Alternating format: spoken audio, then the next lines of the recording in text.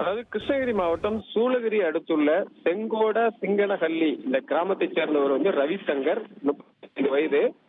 இவர் தமிழக வாழ்வுரிமை கட்சியினுடைய கிளமங்கலம் கிழக்கு ஒன்றிய பொருளாளராக பதவியில இருந்து வருகிறார். அதே போல இவர் பன்றிகளை வளர்க்கும் தொழிலையும் செய்து வருகிறார்.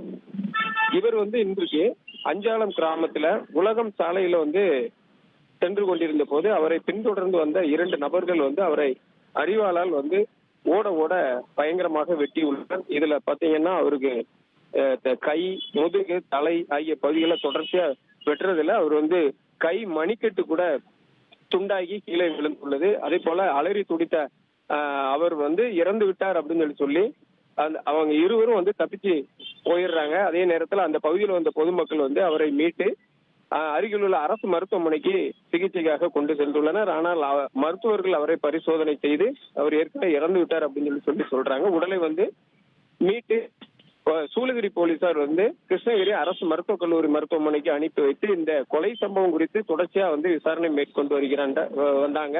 அதுல பாத்தீங்கன்னா சூளகிரி அடுத்துள்ள பருவீதி என்ற கிராமத்தை சேர்ந்த ஆதி மற்றும் உள்ளட்டி கிராமத்தை சேர்ந்த ரக்ஷித், இவங்க இருவரும் தான் இந்த ரவிசங்கரை ஓட ஓட விரட்டி படுகொலை செய்ததை போலீசாருக்கு தெரிய வந்தது.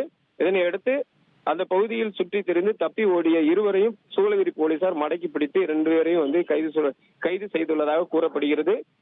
விசாரணையில் பணம் கொடுக்கல் வாங்கல் பிரச்சனையில இவர்களுக்கு இடையே ஏற்பட்ட தகராறுல தான் இந்த கொலை சம்பவம் நடந்ததாகவும் கூறப்படுகிறது. தொடர்ச்சியா சூளகிரி போலீசார் இந்த கொலை சம்பவம் தொடர் விசாரணை நடத்தி வருகின்றனர். இந்த சம்பவம் அந்த பகுதியில் பெரும் பரபரப்பை ஏற்படுத்தியுள்ளது.